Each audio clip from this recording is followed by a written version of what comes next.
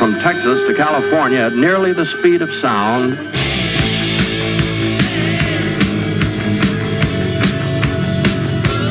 On his return, Americans showed their gratitude. Turning around, right back for Los Angeles. Los Angeles went all out in its reception. In just a hair over 2 hours, 2 times as fast as the speed of sound. They made me a member of the club. Now, it may never be used in anger. We hope and pray it never will. But if it is,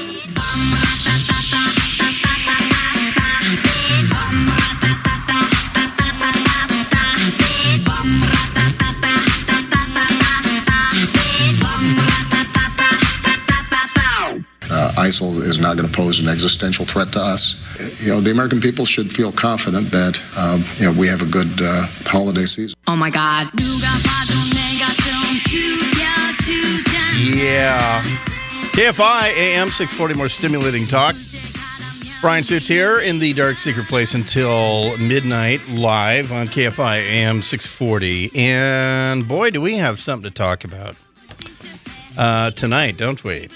So that happened. Let me just start with that.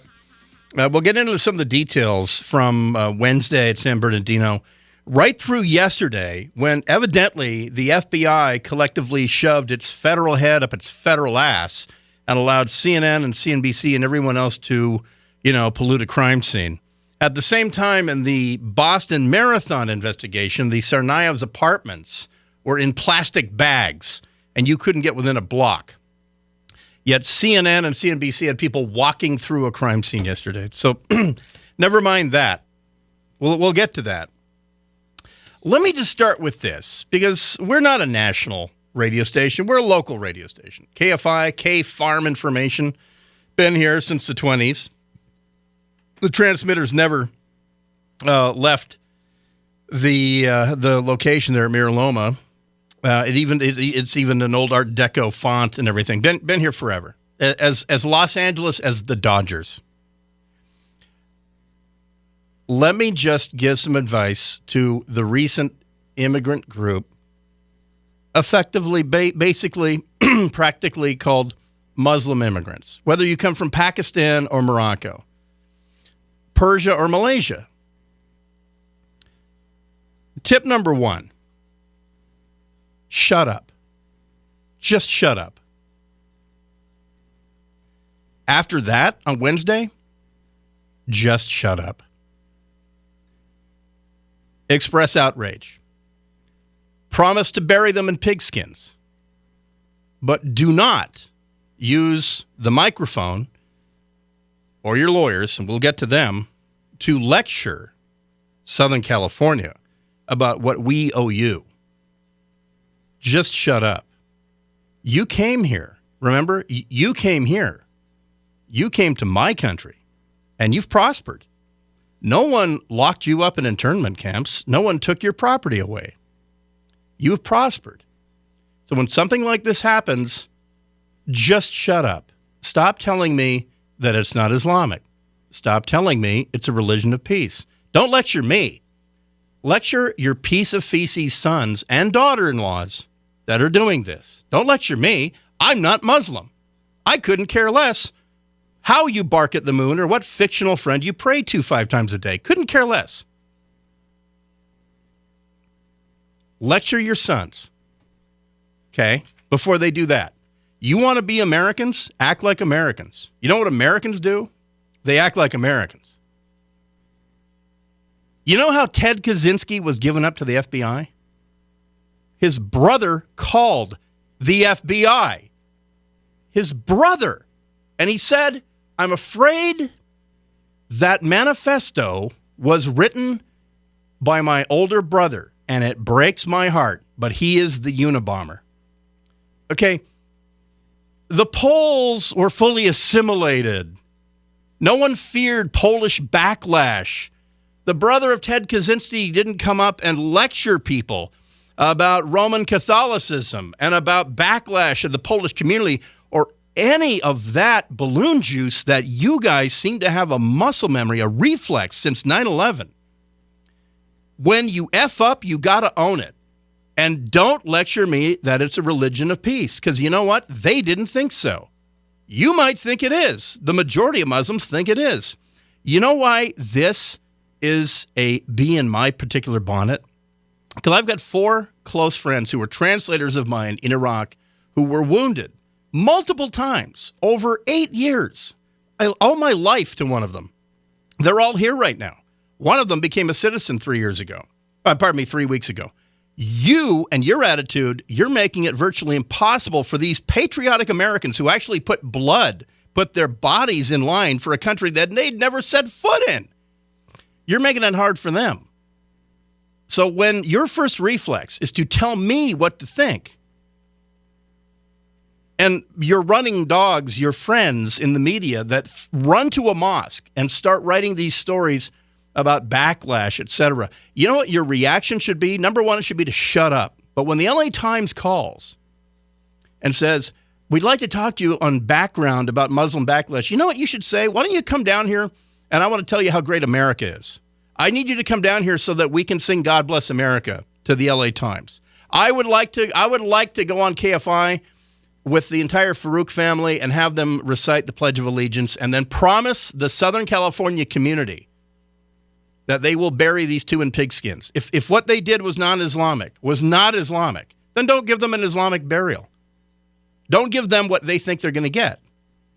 And by the way, even if it was workplace violence, same thing, all right? It's just violence, right? It's not Islamic. Stop with the lectures. Stop it. And then thing 2, be real careful about your comparisons to Japanese Americans. That is an astounding insult. And what it does is it reveals that you don't know a lot about this country that you've adopted, that you came to. And then you had kids in this country. Okay, the Japanese had done nothing. There was not a single act of sabotage. There was no Major Hassan, Japanese American. There was no Syed Farouk, Japanese American. There was nothing like that. The Japanese had done nothing. And they had everything taken away from them, and they were put in camps for the duration of the war. You know what they did? They didn't lecture America about what we owed them, and they didn't whine and bleat and caterwaul about backlash. They told their sons to join the army, go to Europe, kill Germans, come back with medals. So that's what they did. You can talk to the settlers I grew up with in Hawaii, growing up in Hawaii. They earned their place back in American society with blood, with honor. The Japanese didn't complain to the country and say, you took our property. We're afraid of the backlash. You don't know anything about us. They shut up and they became Americans, more American than most Americans, because the 442nd Regimental Combat Team became the most decorated U.S. Army unit in U.S. Army history. So if you're going to compare yourselves to them, and not one of you has been rounded up or your property taken away, unless your name is Tsarnaev or Hassan, then don't stain that memory. Here's another thing not to do. Don't tell me that 14 people died in car accidents on Wednesday, or 14 people died in a bus accident. In this climate, in this country right now, the reason this has a greater impact than 14 people choking on a frickin' cocktail onion is because the President of the United States, Barack Obama, doesn't contemplate in front of cameras taking my rights away when 14 people slip on a banana peel. But when your son, when one of you used his rights as an American citizen to arm himself, when he used the Constitution so that he could kill us, you better own that, because the blowback in this country with this president and this state of all states has an impact on me. So bury them in pigskin, and then we'll talk. Sing the national anthem a cappella on Monday, and we'll talk. Show me that you're an American. Show me that you're like Ted Kaczynski's brother, not like his PR agent. And finally, if the feds are being run by the PC police and they're afraid to say Muslim terrorism, if the local authorities or the state of California people are more afraid of Muslim backlash, I have a piece of information for them and for you, that the average FBI agent has never left the country. He's never gone to war. The average state of California, the Kamala Harris Office of the Attorney General person has not done that either. They haven't interacted with the Middle East or your culture. There's a generation of us who have. There's a lot of us who have. We've seen some really horrible things. I'm deaf and I'm 40% disabled because of people who yelled Allahu Akbar right before they blew up. They didn't yell, "Go Seahawks." They didn't say, "I hate Mondays." So there's a generation of people like me who know very much all about the religion of peace. And we're not going to let that happen in our country. The things that we saw, I will go to jail before that happens to my daughter. Do I really care what Jackie Lacey does to me? Do I care what Kamala Harris says? Do I care what Dianne Feinstein says? If it's between me and my daughter being blown up, you lose.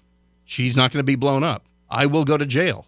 And I suspect that there's a generation of warriors who have been exactly where I've been, who feel exactly the same way. If I were you, let me wrap this up, Southern California Muslim community, and yes, you are all being lumped together. If I were you, I would fire CARE, these two mouthpiece attorneys at the Center for American Islamic Relations that you hired on your behalf. I would fire them. I would bury these two in a pigskin, and I would reach out to people like me and explain why I'm supposed to think you're an American. And it's not just because your passport says so. Ted Kaczynski's brother, his brother, called the FBI, gave up his brother. And Ted Kaczynski's in jail forever. Lucky he didn't get the death penalty. His brother didn't care because his brother was an American before he was a Kaczynski. We'll be back right after this. Tom Bigley, former Delta Force operator, will join us. It's the Dark Secret Place. Brian Suits here on Twitter at Dark Secret Place. In here live until midnight on KFI AM 640.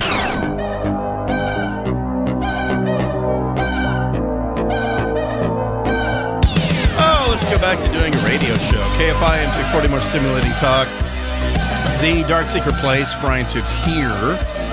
And there's right when you think that the outrage was at high tide with these two oxygen thief lawyers who stood up in this bizarre press conference yesterday.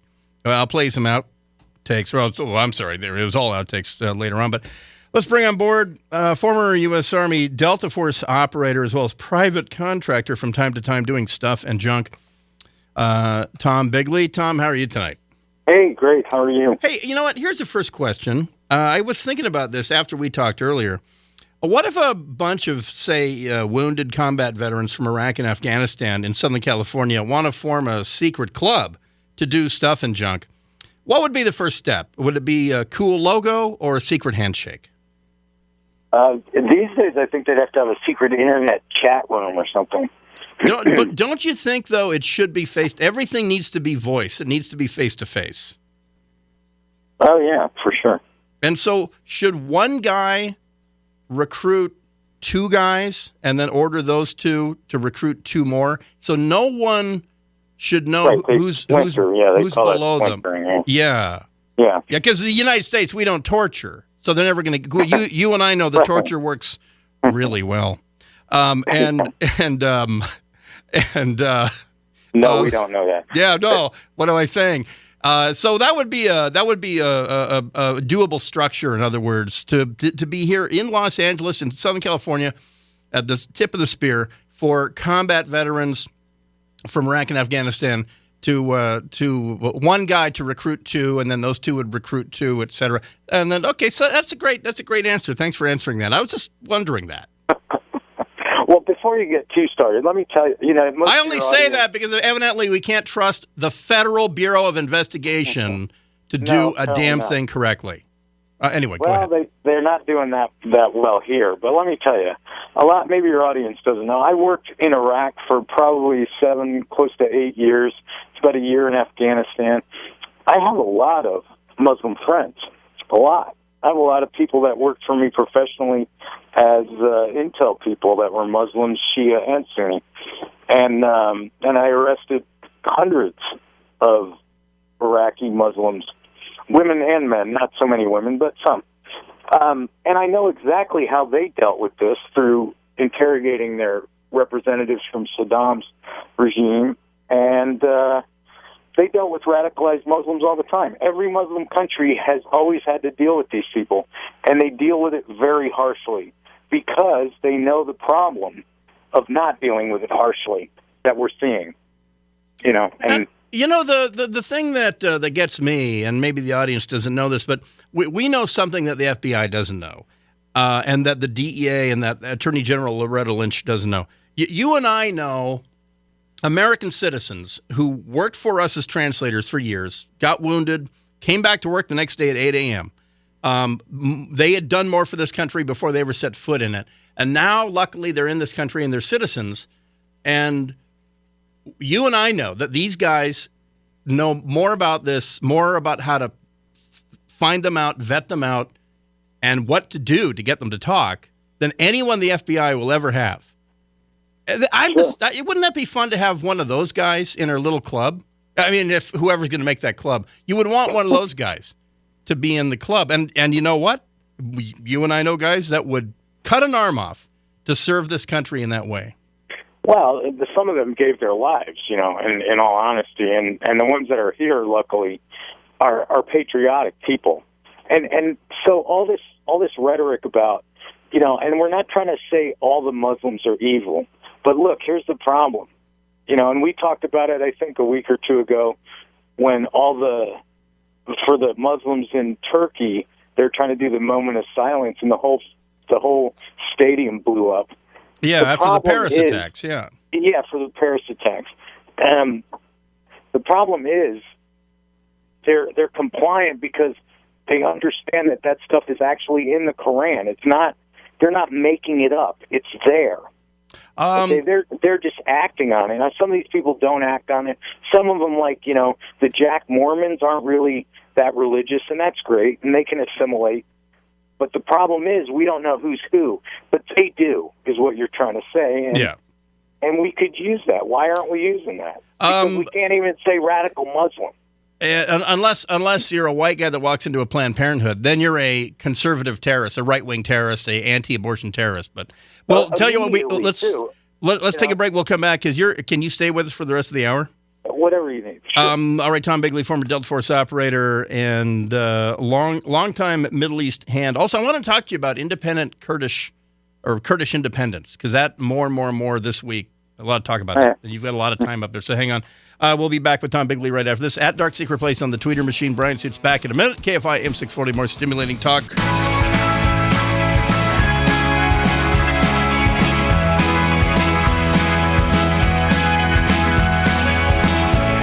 KFI AM 640, more stimulating talk. And the mother of Syed Farouk, we're finding out she lived in that Redlands home. There was that initial report of, they dropped the baby off with grandma. Now, mom lived in the house. And the notion that she had no clue what was going on in that house is ludicrous. Absolutely ludicrous. Why she's not arrested, I don't know. The kids in Child Protective Services, best of luck. And again, the Southern California Muslim community continues to bleat and caterwaul all about what we owe them. Even though, by the way, as always, this backlash is fictional. It is flipping fictional.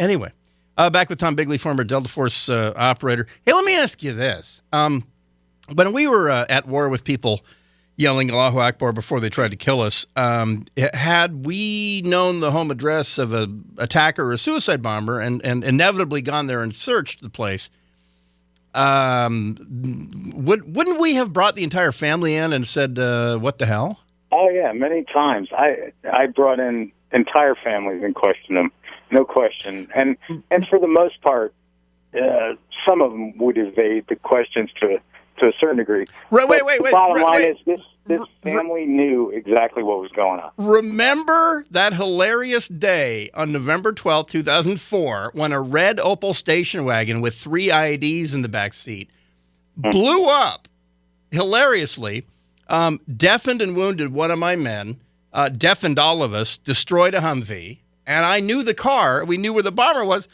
and we brought them all in, and we asked them, do you make bombs? And they went, yeah, guess we do. That was a funny day. That was my interaction with Islam, just one of a year and a half worth of golden memories. Right. Well, anyway. The reality of it is there's no way that family didn't know that kid was radicalized or his wife was radicalized. There's no way they didn't know that. And if the FBI and the Attorney General want to make up stuff about the biggest threat that she sees is the backlash against Muslims, hey, wait! If this occurs a couple more times, wait till they see what the backlash is. Oh yeah, This country is not going to roll over wherever. If ISIS wants to get Barack Obama impeached, do 3 more of those.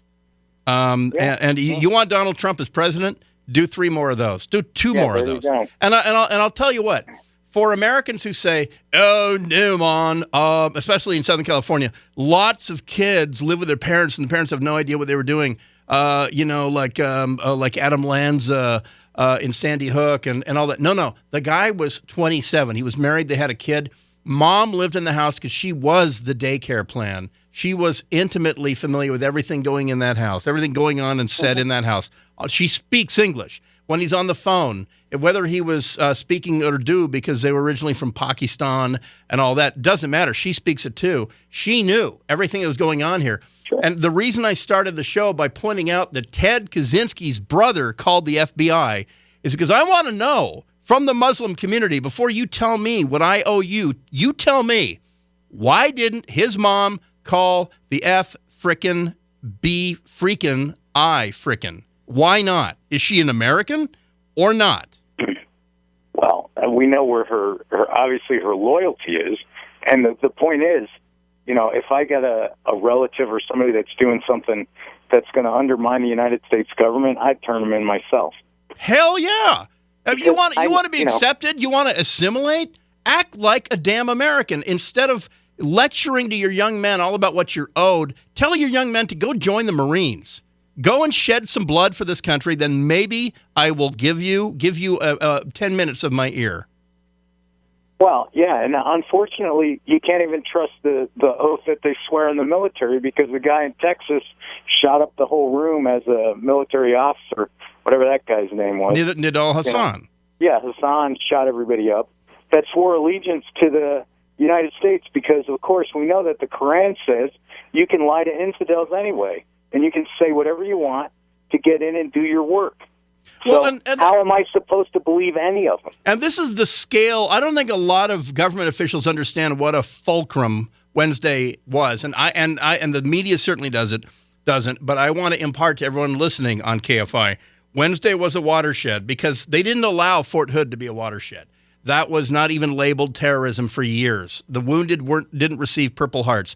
That guy was an American citizen. He was born here. These people, Syed Farouk was born here. He was an American citizen. Never mind refugees, never mind people sneaking in from Mexico. We've jumped a couple different paradigms here. And you, the American Muslim community, you better be panicking because it's got nothing to do with refugees. It's got to do with you and the kids you're raising. If white people if their kids were turning to Nazism and burning down synagogues, you are F&A right. I would be giving up my kids if they did that because I love this country. They would be attacked by the government for doing that. Yeah. They have been attacked by the government for doing that in Idaho and all over the country. So what's the difference? And I disagree with them. If they're going to radicalize themselves and become neo-Nazis, then go after them. But now I got to worry about my family and everybody else around here. So I have to be armed all the time because I don't know who's around here or who's going to, decide that next week it's time to go to Olympia Mall and shoot that up.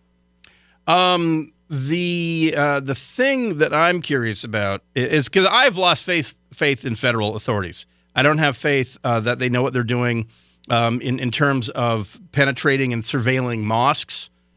Because they get browbeaten, they get shouted down, they don't do it. So I have no faith that they can actually lean forward in the saddle and protect us. I think they cannot. I think the FBI is incompetent, especially in Southern California. Never mind that. But what you saw on Wednesday, from what you saw of local cops, because I've always maintained this to people, that the average medium to large city American SWAT or SEB team is as good as most of the rest of the world's national counterterror teams. What did you see on Wednesday? What do you think of what you saw? They did a great job. They got a hold of these people pretty rapidly, and then cornered them and killed them. I mean, that was really a heroic act by the guys in Southern California, that pulled her into San Bernardino, that pulled that off, because no doubt they were going to do something else. As you know, that was probably not the prime objective. It was a diversion to get all the first responders spun up with a big active shooter terrorist act with bodies, and then actually hit something larger. And they couldn't pull it off. They weren't that good at it. They didn't have excellent coordination, probably. And the police did a very good job there. They reacted brilliantly. And obviously these two were trying to hide their identity because they didn't want to be interrupted at their home address. They didn't want police showing up and getting their baby and the mom and the whole thing. And for folks to understand this administratively, had the feds taken over and a tip came into San Bernardino or Redlands PD, it may not have gotten down to a street unit. It may not have come down to the tactical command. Luckily in America, when the Fed showed up on Wednesday, they had nothing to offer. And the local state in charge, the sheriff and the police chief in San Bernardino, maintained tactical control in this ongoing situation because they could do better than anyone the FBI could bring. If the FBI had 3 days, they couldn't bring people as effective as the locals had. Right. Oh, they should be commended for the work they did down there. But, you know, there's probably a lot of other people wondering what they should do, whether it's individuals, companies, you know, and they need to talk to somebody that knows what they're talking about. And it's not the local police department. You know, we were just talking to the Beverly Hills PD guys, and a lot of this stuff, I think, was glassed over, or had their eyes glazed over when we were talking about certain terrorist, paradigms and things that they're going to try to accomplish. I get the feeling they might call back, by the way. But now they might want to know. So, one of my jobs is to do that. And if somebody wants to get a hold of me, they can email me. I'm not going to give out my phone number or anything, but and I sent you that if you want to. Yeah, I'm going to tweet out your email, your work email address. When we come back, by the way, for those of you who don't have a concealed carry permit, but you're not going to sit around and wait for the government to tell you whether or not you can live. When we come back, I want to get into the nuts and bolts of how to engage with a handgun somebody with a rifle. So we'll get deep into your expertise when we come back. So hang on. Okay. Tom Bigley, former Delta Force operator, will join us right after this. Again, one more time, Brian Suits here until midnight on The Dark Secret Place. KFI AM 640.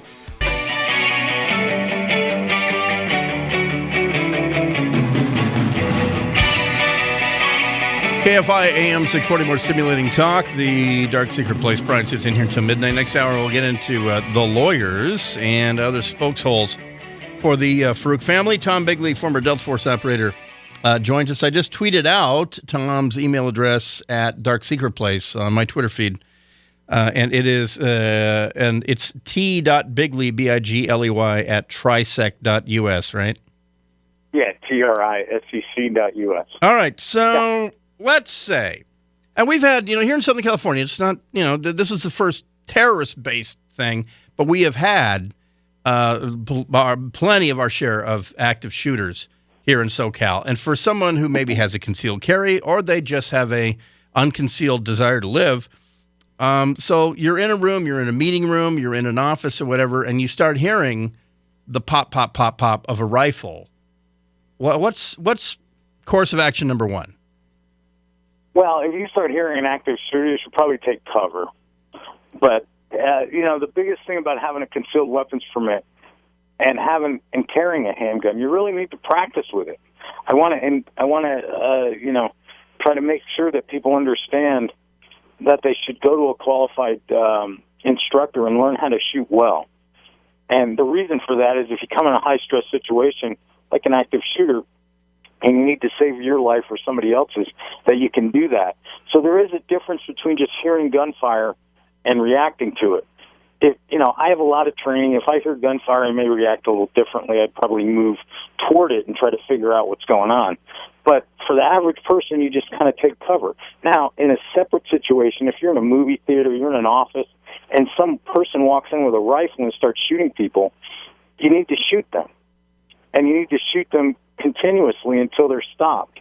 And one thing about marksmanship is, the closer you get to your target, the better you're going to affect it. And the last thing most people expect when they're in this situation, like when they're in some party, a Christmas party perhaps, walking in the door and shooting somebody, they don't expect somebody to get up with a weapon and move towards them as they're shooting.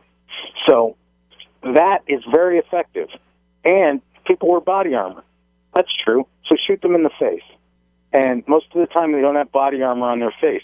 I don't know about his burqa-clad wife there. Maybe she had a vest over her head or something. But if she has a burqa on, shoot her in the face. The human inclination is to run from the danger. Yeah. Mentally, what should someone do to get over that microsecond where you're paralyzed with this is not happening, this is not happening, this is not happening? How does someone get over that, short of going to Baghdad and getting lit up one day?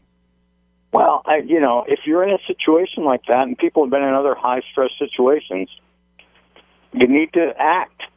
It's life or death at that point. And most of the time, and I've been in situations where I've been fired at and didn't have a weapon readily available. I was jumping out of an airplane, and as soon as I got my rifle out, I was a lot calmer and a lot more able to operate. So get your weapon out. It'll make you feel better, and then start to engage the threat until it's stopped.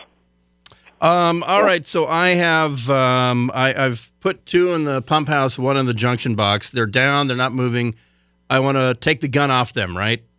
Absolutely. You want to separate their weapon, and some of these people are wearing vest bombs. You got to be a little careful. This isn't like most normal active shooters. So you want to get them secured and see what's going on. Look for explosive devices. If you see anything, you need to move everybody away from them. If there's people that are wounded, try to move them as well as you can. It's a horrible situation to be in, but you have to do something. Should I assume there's only one shooter, clear my weapon, put it back in the holster, and start high-fiving everybody?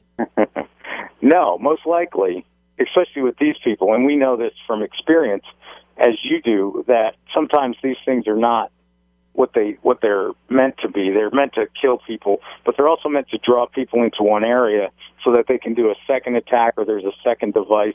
So you absolutely got to stay extra vigilant. There's time for selfies later. Yeah. When I have to disarm something or whatever, I want to make sure that the people that are with me and use the other people as security. They can be lookouts for you that nobody else is moving around with weapons. You're going to be calling the police anyway.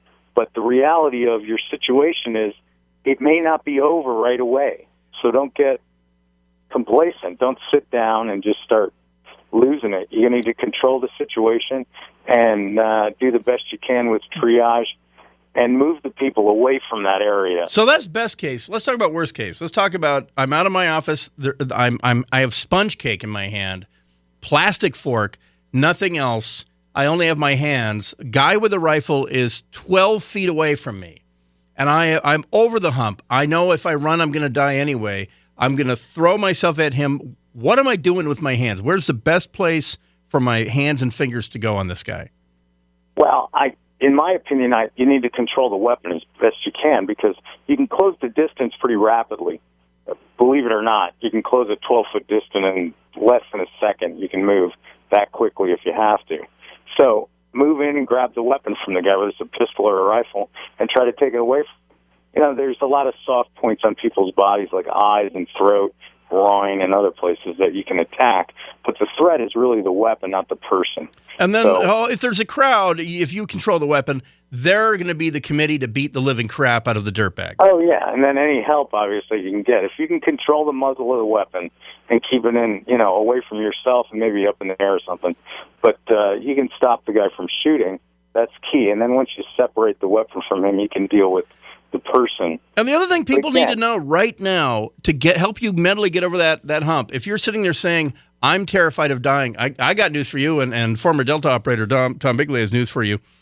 Trauma medicine today is a quantum leap over what it was 10 years ago. The wounds that we had, the friends that we lost 10 years ago are the reason that trauma medicine on the streets of LA and Southern California today is what it is. If you're hit 4 times with a 5.56 round or a pistol round, if it's not in your brain or in your heart, I got news for you. You're probably going to live. Yeah, I know people that have been hit 4 times in the abdomen with 5.56 and lived in training, not even in combat. But the reality of what happened. Hey, I explained that, okay? I said I was sorry. I apologize for that. No, you didn't do that. Oh. But look, the people in Paris, the people here, the people, when you're taught in the Ranger Battalion, I was taught, when you're in a close ambush, you attack the ambush line. You just attack them. If the people in those theaters or the people in those rooms had taken a different approach, like the people on the airplane, the small group of people on the airplane that crashed in Pennsylvania, they attacked the assailants.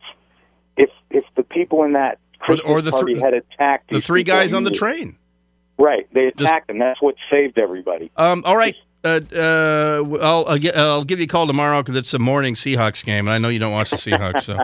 All right. So I tweeted out the email address for Tom Bigley. If you have one-to-one questions. You know how much hate mail we get. Yeah, absolutely. So you can contact him that way, and Tom would love to visit Southern California and talk to you. So absolutely. All right, thanks for joining us.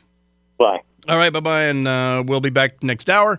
More from the lawyers and more about mindset when we come back. It is a dark secret place. Brian Suits in here till midnight. KFI AM640, more stimulating talk. From Texas to California at nearly the speed of sound.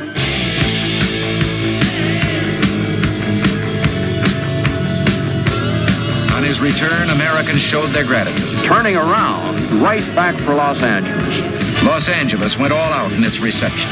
In just a hair over 2 hours, 2 times as fast as the speed of sound. They made me a member of the club. Now, it may never be used in anger. We hope and pray it never will. But if it is,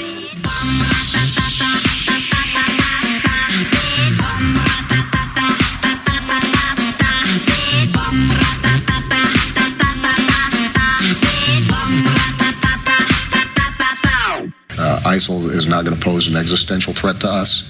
The American people should feel confident that we have a good holiday season. Oh my God. Bleep, blurp, bleep, blurp. Check out my beard. Yeah. KFI AM640, more stimulating talk. That's a little quote from Archer, by the way, if you can't figure that out. From this season, though. Hey, it's the Dark Secret Place, hour number 2. Brian Suits live in here until midnight. Will the attorneys that the Farouk family hired, again, like I said from last hour, pro tip for the SoCal Muslim community, especially the Farouks, fire these asshats. The money you save can be used driving to every media outlet in Los Angeles and offering to do a Pledge of Allegiance live on their TV. Or just do it on Monday. Have the Farouk family live at 5 p.m. on Monday doing the Pledge of Allegiance and promising to bury these 2 in pigskins. But anyway, tomorrow at 5 p.m., the president will speak from the Oval Office about what a bang-up job his Department of Homeland Security has been doing. I don't know how he blames Bush or global warming or a bad case of the Wednesdays on this one. I don't know. I have no idea what he's going to say. But boy, does he feel down that he can't blame the Second Amendment for this. This is a time for guns, by the way. This is Coffeyville, Kansas. This is the Dalton gang riding into Coffeyville to rob 2 banks and getting ambushed by the citizens and killed to a man. I think nearly a man. This is what this is. And this is a specific California problem. Because of some of the people, the Gavin Newsoms and the Kevin De Leons, the Kamala Harrises and the Jerry Browns that are in Sacramento, you can't defend yourself. Do you care about their governance anymore? Do you trust your state officials to protect you? Because they didn't on Wednesday. The Riverside County is a different deal. In L.A. County, you're virtually guaranteed to go into a gun-free zone everywhere. Absolutely everywhere. This guy, he knew that this building was a gun-free zone. That's why he went there. He knew no one in there was carrying. Yeah, that's part of the story, too. You know what stops a bad guy with a gun? A good guy with a gun? More guns. Sheriff McDonald here in Los Angeles County, he doesn't sound like it's in him, but I'll tell you what, I'll be leading that charge. I started this hashtag federal concealed carry now. There needs to be a federal concealed carry. At this point, never mind the 17-year-old first-person shooter video game drugged-up Richard Cranium, who now predictably goes around killing people in 10s and 15s, the James Holmes and the Adam Lanzas. Deal with that, okay? Get them off the drugs. That's a separate issue. That's a separate deal. We now have this thing. We now have war on our doorstep, okay? Those guys, they're one-way ticketers, except for Holmes. Holmes meant to die, but no one killed him. These guys, they mean to kill us.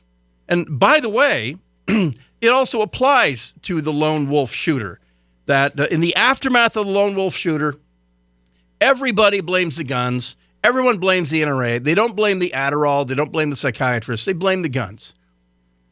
In the aftermath of this, the first reaction, the muscle memory of this president, who has now failed utterly in defending us, was to ask about access to guns.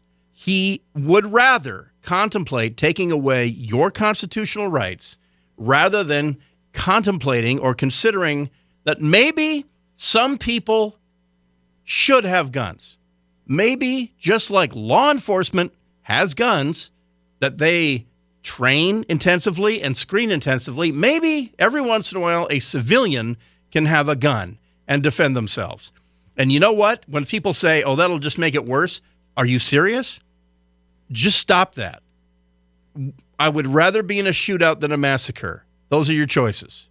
There's no other. You better pray someone like me is in the room. You want a shootout, you want a massacre. No one survives a massacre. Oh, sure, 21 people are wounded. They were intended to be dead. They're only wounded by a miracle. They were supposed to be dead.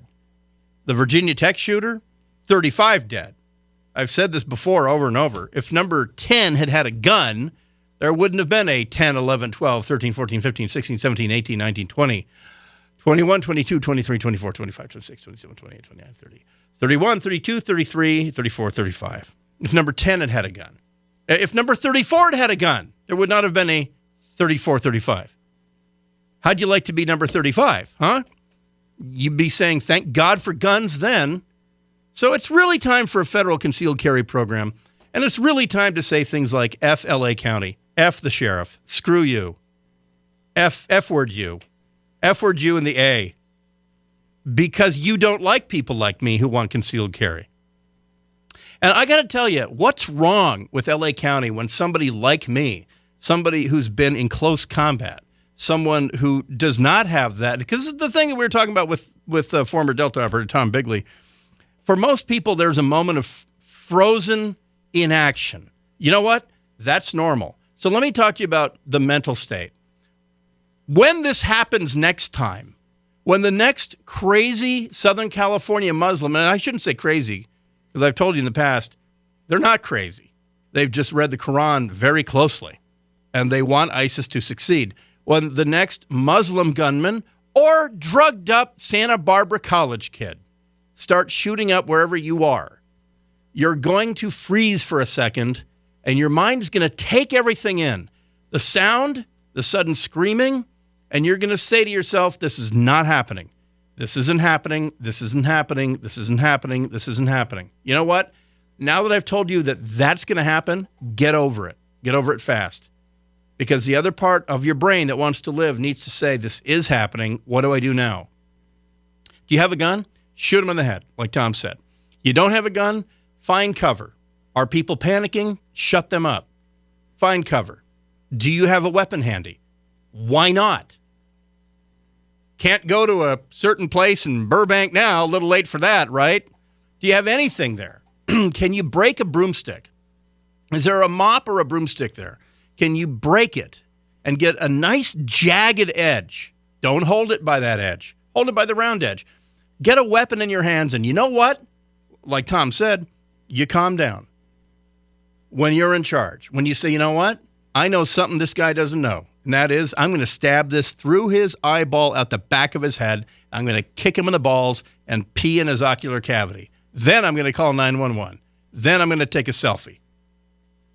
And I'm going to use the Verona filter on Instagram. You will calm down. So, mental state, how to react to it. It happens, get over it. It is happening in your workplace. Get over it. Do you see them? Do they see you? It's still not too late. Are they 50 feet away? Are they Sergeant York? No, they're not.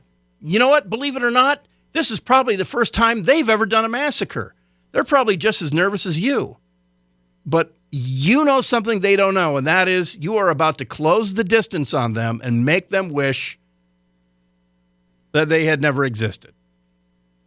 So let's talk about mental state when we come back right after this. Dark Secret Place, Brian Suits in here until midnight. KFI AM 640, more stimulating talk.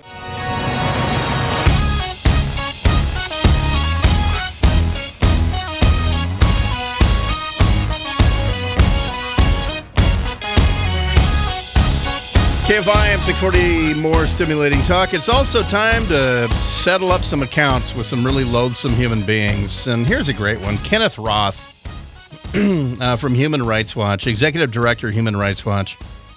And he was deep and thick in the, because of the guns crap. He just tweeted out in London there was an attack with a machete earlier tonight.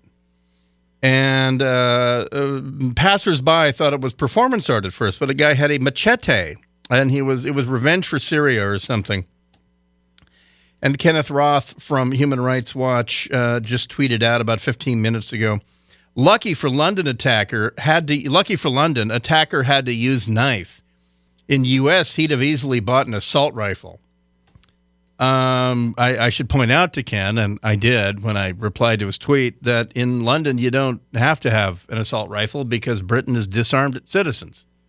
What do you mean lucky? It's predictable. And tomorrow, more people with knives will attack more people in England because they're disarmed. Remember the two guys that beheaded the British soldier on a street? Would that have happened in America, that they're standing around for 15 minutes talking to people's smartphones? No, it's really simple. It's really easy. You cannot unring the bell, and it's a constitutional right, so just get over it. And the federal government needs to start a federal concealed carry program, for instance, where the first cohort of people, kind of like air marshals, would be veterans of combat arms. I mean, if you want to keep it tight and keep it right, then you would take ground combat veterans from Iraq and Afghanistan below, 60, whatever, and they would undergo a mandatory federally approved training, and then you would have a federal concealed carry permit that is good in every county, in every state in the United States. Because combat veterans have worked within ROE, rules of engagement. When a civilian gets concealed carry, they're briefed. And if they're smart, they sit down with a lawyer and talk about instances where they can use it or can't use it. But soldiers and Marines have operated within ROE, with rules of engagement. Just like cops, just like the cop on your street, soldiers have operated within ROE, okay? When I was in Iraq, in Baghdad for a year and a half, I couldn't just sit there lighting up everybody. If they were fleeing, if they were unarmed and fleeing, and I didn't know that they were a bad guy, I couldn't shoot them in the back with witnesses. No. So you operate within rules of engagement. So back to the mental state. I highly recommend, if you have a shotgun, you have a pistol for home defense or whatever, I know that you go to ranges, you go to indoor ranges, or you should. If you're not, you should. You should spend the money and spend the ammo, and you need to do it intensively. Don't do 10 rounds one day and 10 rounds the next day and 10 rounds next week. Do 600 rounds tomorrow. And every once in a while, when no one's looking, take your earphones off. Take your earmuffs off. Because one of the things that I noticed when soldiers were in combat for the first time, in Iraq, especially in Baghdad, in the city, deep in the city, is they were shocked at how loud it was. That stunned them, that their ears would be ringing until they could put ear protection in. Either way, you're deaf. So the shooter that comes into, or the pair of shooters that come into your Christmas party, if they're wearing hearing protection, they're deaf anyway. If they're not, they have a ringing in their ears. They're probably as surprised by that as you. So if you acclimatize yourself to it, if you know it's going to happen, then that's one more thing that you get over really quickly. But you have to take the initiative because you're dead anyway. You need to understand that. You're dead. They walk in, you're dead. You can sit there and say, I hope he gets McGillicuddy. That guy's a gigantic dick. No, you're dead. He's going to kill you and then kill McGillicuddy. McGillicuddy's going to watch you die. And Hanrahan from accounting is going to watch you die. That jackass Hanrahan who kicked you off his bowling team last year, he's going to watch you die. No, you're going to live through this. So that's why you need to know something that the dirtbag doesn't know, that you're going to live through this. If there is something at hand, pick it up. At the very least, start throwing stuff. Become the distraction. But you need to start closing the distance with them. Why? Because they don't train for that. They train for Call of Duty. They train for Fallout 4.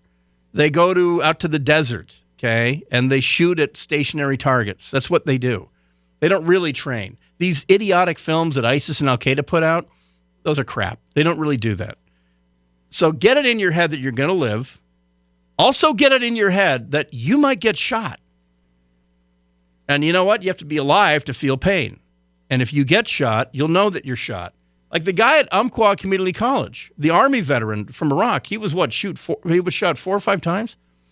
One bullet doesn't kill you, folks. One bullet in the calf, a bullet in the shoulder, it doesn't kill you. A bullet in the heart, a bullet in the brain kills you. But I got to tell you, in 2015, the trauma medicine is extraordinary.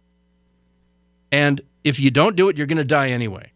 If you do it, you may get shot, but you're going to stop the shooter. So like Tom said the top of the last hour, don't poke his eyes out. Don't stick your fingers up his nose. Control the weapon. Grab the weapon. The weapon is the problem. Right? Now, theoretically, there's 5 or more people in the room with you. Control the weapon. Point it down, point it up, whatever. But grab it with both hands and use your knees to kick them in the vagina or kick them in the balls, whatever. Just kick them and start disabling them.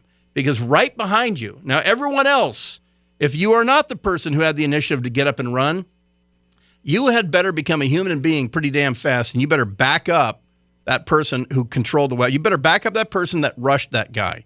You better pile on them. They have the weapon. You better start kicking them in the head, kicking them in the chest, stomp on their head.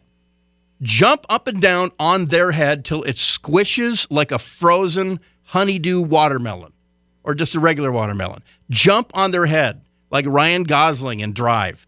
Jump on their head. Don't punch them in the face. Don't kick them in the ribs. Jump on their head with both feet. Land on it like you're breaking firewood.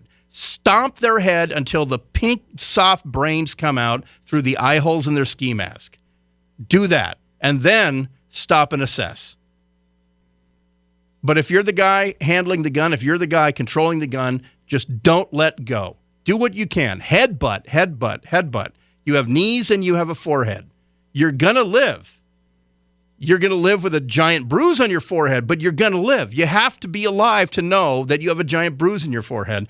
But you get to go home and show your kids, look at the giant bruise I got because I wanted to stay alive and see you guys. That has to be front of mind, top of mind. That, first of all, this happens. It's happening to me. Nothing I can do is going to change it, except I got to take action right now, or I'm going to be a portrait in the LA Times. We'll be back right after this. KFI M640, more stimulating talk.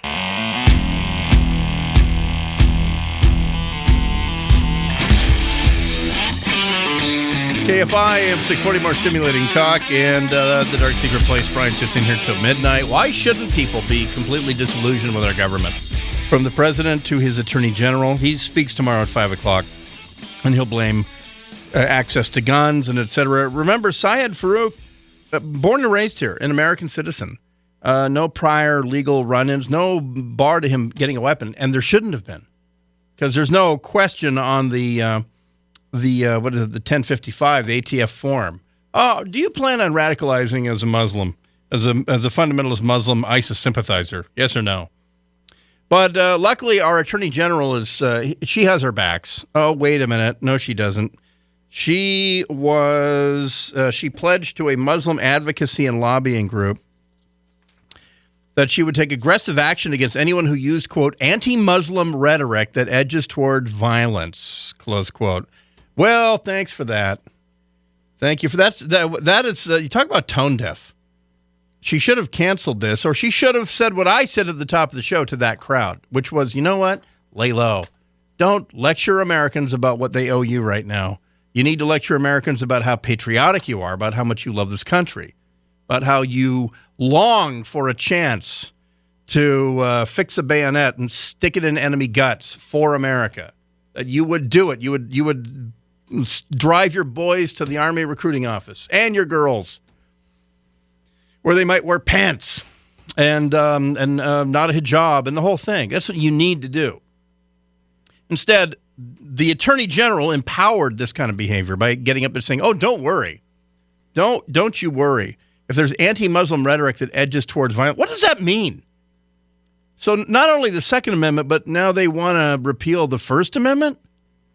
Speaking to the audience at the Muslim Advocates 10th anniversary dinner Thursday, Loretta Lynch said her, quote, greatest fear is the incredibly disturbing rise of anti-Muslim rhetoric? Close quote. The fear that you have just mentioned is, in fact, my greatest fear as a prosecutor, as someone who is sworn to the protection of all the American people, which is the rhetoric which will be accompanied by acts of violence, she said. So you can't be mad when someone says Allahu Akbar as they kill your son or your wife or your husband. You can't be mad. You can't say GD Islam. You can't, or else Loretta Lynch might prosecute you. You know what? Eat a bag of Richards. That is stunning to me. Yeah, that's your Attorney General. Doesn't get much better here in the state. Well, luckily, the Farouk family, unluckily, I guess, is getting some pretty bad PR advice, and they have lawyered up with a firm right here in North Hollywood. And on Friday, there was just a bizarre, unannounced press conference. I guess some people got heads up on it, but these two attorneys get out there, and they start questioning whether this even happened on Wednesday. And the Cuomo, who's not governor of New York, the one who works for CNN unleashed the Cuomo by Wednesday night. He sat down with one of these attorneys. What's his name? Chesley? Anyway, this is Cuomo's talk with this North Hollywood attorney. And you talk about bizarro world. Listen to this guy. Pay close attention to when this guy thinks that Syed Farouk and his wife were handcuffed in the truck and then shot. And then, by the way, I forgot to tell you, Miguel, I'm going to use this. All right, here is Unleash the Cuomo. Where do you go with this in terms of how they explain how he went from someone they knew and loved to somebody who could do something so monstrous? There's a lot of disconnects, and there's a lot of unknowns, and there's a lot of things that, quite frankly, don't add up or David Chelsea, North Hollywood. Seem implausible. She was never involved in shooting. She's probably about 90 pounds, so it's unlikely she could even carry a weapon or wear some type of a vest or do any of this. There's a 90-pound female MP who won a Bronze Star in Iraq, a Bronze Star with a V device, for slaying 9 or 10 jihadists in 2005. 90-pound women can wield a rifle, but anyway, let him hang himself. Where the couple was found, from what metaphorically I understand, is that they were handcuffed, lying face down in this truck, shot up. There's a lot of things that just don't make sense. Did he not see Wednesday's coverage? Syed Farouk's carcass was laid out away from the truck for everyone to see. I even took pictures of the HD screen here at KFI as that scumbag was bleeding out on literally on San Bernardino Boulevard. He wasn't handcuffed. If he was handcuffed later, it's because that's SOP for police. After you shoot someone, you handcuff them.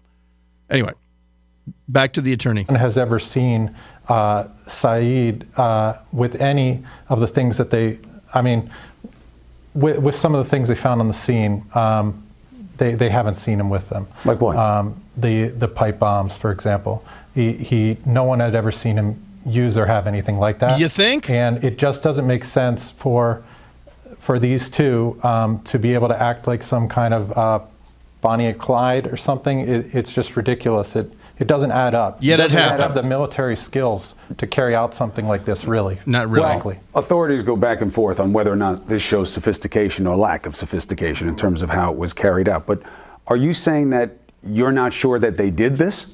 I'm just telling you straight out that it doesn't make sense. It looks like if somebody had military training or something, yes, but there was none of that, and this person was not aggressive. We sat with the FBI for 3 hours. I rather think there's 14 families in San Bernardino that would robustly disagree with Mr. Chelsea. He's trying to create doubt or some kind of conspiracy theory here? I get it. You hire a defense attorney, everyone's allowed a vigorous defense. In this case, CARE, Center for American Islamic Relations, hired these guys for the family. There's not going to be a trial. They're dead. Their meat is dead. Bury them in a pigskin and walk away and disavow them. If you're going to say that it's not Islamic, don't give them an Islamic burial. This guy's in North Hollywood. This Quisling is amongst us. He's taken the paycheck from CARE. His job is not to defend Syed Farouk. There's no defense for him. He dead. There's not going to be a trial. Or for his bitch wife. So what is this guy's game? This is just bizarre. Oh, but he goes on. And they tried to identify some characteristics or some affiliations that he might have had that could have led him to act in this way. And they couldn't find anything. They were totally stumped, totally frustrated. Oh, totally. In the media, some have said that it may be work-related, like he was disgruntled in some way. But really, everyone is clueless because there's nothing. I'm going to go back to the phrase that pays or here. Something, yes, but the military doesn't training make sense. It looks like if somebody had military training or something, yes, but there was none of that. And this person. Believe me, I can train a rhesus monkey how to reload an AR-15. There, Mr. Chelsea. So anyway, they were hired by CARE, not the Farouk family. Pro tip for the Farouk family, again, when we come back, just an open letter to the Farouk family. If you're in the Southern California Muslim community, especially in Orange County and San Bernardino County, or you know someone who is, you'll want to listen. And then, oh, by the way, I know you're not allowed to ask police, county. You're certainly not allowed to ask the feds. If you're not Muslim, what should you look for if you think that your coworker may have radicalized? Where do you go to find that stuff? Who would know this? I do. And I'll tell you how to spot a radical Muslim when we come back. It's the Dark Secret Place. Brian Suits back right after this. In live till midnight. KFI AM 640, more stimulating talk. KFI AM 640, more stimulating talk. The Dark Secret Place. Brian Suits in here until midnight last break. And here's your reward for sticking around this late. How to spot a radical Muslim in your workplace. Of course, you'll be fired for asking that at the Christmas party. Boss, here's a question. Is this our annual HR briefing? How do you spot a radical Muslim? Here's the thing. And this is from talks I had with my translators from Iraq who are now here in the U.S. One is Sunni, and he loves the U.S. because he doesn't have to be Sunni anymore. Another one is just flat out, he's done with it. He doesn't need the connection, and he's probably going to convert to Christianity. A lot of Christians in Iraq, by the way, Maronite, Aramaic, but I'm not Aramaic, but I mean Chaldean, and so he knows Christianity, and so he has 2 kids. He has a daughter and a son. And he said after a long talk, they're just going to do it. They're just going to go to a church and convert because they want to be able to say, I'm not Muslim. They don't want to have to continually answer for something that they know is in the Quran. And they don't want to continually deny that Quran does not demand of its adherents that they all work to convert the entire world to Islam. Okay? So there you are at your place of work. And there's a guy. And he has a Muslim name, but he has no accent. He was born and raised in the U.S., and he's a Dodgers fan. And he's pissed up to here about letting go of Greinke. And he can't believe Clayton Kershaw folds in the playoffs and all that. He's as American as you and me. And you don't talk about politics or religion or whatever. Not much. One day he's growing a beard, and he continues growing a beard, and he grows out a beard without a mustache. You ask him about his beard, he's very defensive. Don't ask him about his beard. If I'm describing someone that you work with right now, and this person's become kind of standoffish, and they stopped on Monday talking about what they did for the weekend and all that, then you need to be suspicious. If they've changed behavior, in other words. Kind of like if someone goes from the LDS, Latter-day Saints, to the FLDS, and they say, you know what, LDS now, with this one-wife crap, I don't buy that. I'm going to go join the FLDS. You would notice that. You would see a change in behavior. You'd be concerned. FLDS don't put on suicide vests. They don't slaughter people, though. So you have someone and you suspect this is the way it is. You're afraid of calling the police, like this woman in San Bernardino. Listen, there's some real simple things you can do. Number one, converse. But not on the surface. You need to go to them maybe after, let's say they've had the beard for a long time or whatever. Psychologically, this is what you need to do to interrogate them. And this is part of the counterinsurgency thing that I'm not supposed to be talking about on the air. But look at this. By the way, to the Attorney General Loretta Lynch, this is 3400 West Olive, Burbank, California, 91505. You can find me here. You should say, hey, man, we never talk anymore. Yeah, you want to go to lunch? Let's go get some coffee. Don't say grab a beer. You know he doesn't drink beer anymore.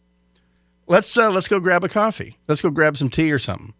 And push it. Make it, don't make it, make it because you're genuinely interested in them. And if they don't want to do it, if they never want to go ever and even to the break room and sit down, then you kind of have a problem at this point. That they don't want to associate with you anymore. They're doing their job, but they're not making eye contact with you or anything like that. If, in fact, you can sit down privately one-on-one, then you need to first say, hey, dude, listen, I don't know much about Islam. I just want to say I've been thinking a lot about this. If I've ever said anything that offended you, I'm sorry. I didn't mean to. It's just because I'm ignorant about that. Okay? Do you understand this is from the heart? You need to get them on your side. Get that sympathy. You need to express sympathy for anything you've ever done and apologize. And then you have to say, man, I got to say, it's got to be tough to be you guys right now. I mean, this is nuts. There's just so much ignorance. What's it like being you?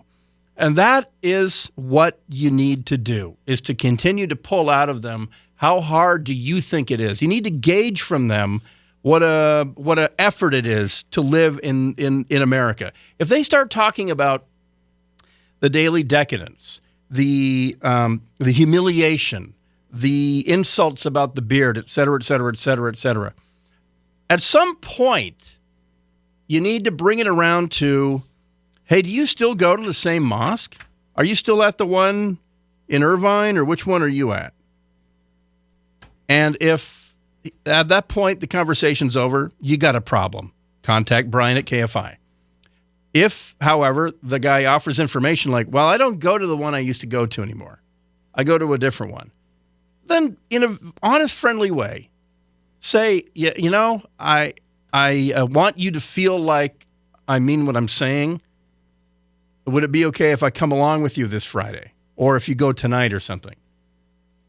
And if the answer is hell no, you can't even walk in there, again, you got a problem. If the answer is, yeah, that would be great. I'd love for you to meet some of my brothers. Then go. Go and find out what's going on. But you're not even allowed to ask for what I just told you. If someone won't look you in the eye, won't shake hands with you, won't interact with female employees, let me tell you something right now. Don't call the FBI. Call your local police department. Don't trust the FBI anymore. Call me. You and I will go to your local police department. I'll go check this person out because this is what I used to do. And because I had really good people who were indigenous coaching me and assisting me, we got pretty good at it. So I'm just throwing that out there because it's the most unpolitically correct thing you're going to hear in the media here on America's #1 most streamed radio station.